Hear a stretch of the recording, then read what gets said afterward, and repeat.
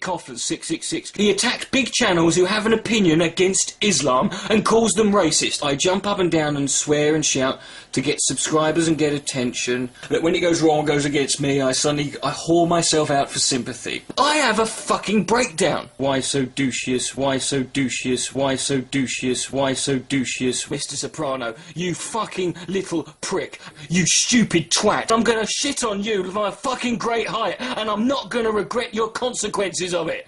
You dumb fucking cunt. I'll give you $1,000 fucking dollars if you can tell me when I've called someone racist just for criticising Islam. 30 years ago, you'd have been the guy making a video called No Dogs, No Blacks, No Irish. No blacks, no blacks, no blacks, no Irish. I'll give you $1,000 fucking dollars if you can tell me when I've called someone racist just for criticising Islam. He implied he's a racist. Doesn't matter if he's a racist. I called him an ignorant bigot.